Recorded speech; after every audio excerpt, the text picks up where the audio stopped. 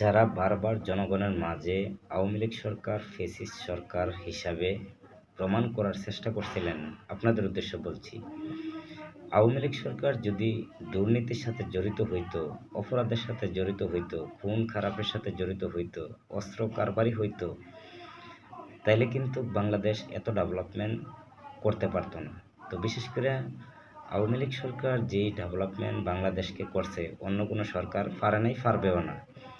তো আপনারা বাংলাদেশ ধ্বংস করে দেওয়ার জন্য প্রস্তুত আগে থেকেই ছিলেন, আপনাদের কার্যকলাপ দেখে প্রমাণ হয়।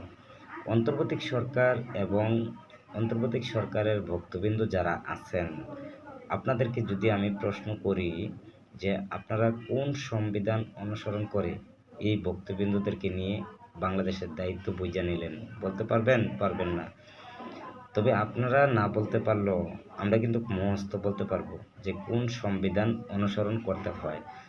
একটা রাষ্ট্র যখন, একটা সরকার যে কোনোভাবে যদি নিঃসরকার হয়, যে কোনো কারণে হতে পারে, তখন এই দেশের সরকারকে অন্তর্বর্তীকালীন সরকার বলা হয়। তো আপনারা সংবিধান অনুসরণ না করে কিন্তু শপথ গ্রহণ করছেন।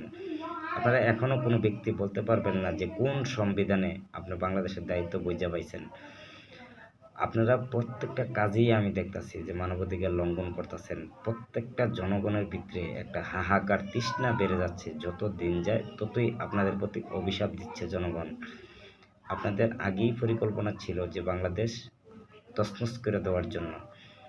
তো অন্তর্বর্তী সরকার এবং ভক্তবৃন্দ যারা আছে, আপনার অতি দ্রুত আপনারা নিজের স্বার্থে, দেশের স্বার্থে অতি দ্রুত অন্য ব্যক্তির হাতে হ্যান্ডওভার করে আপনারা দেশ ছাড়েন, আর না হয় আপনাদের দিয়ে পরিচালনা সম্ভব না।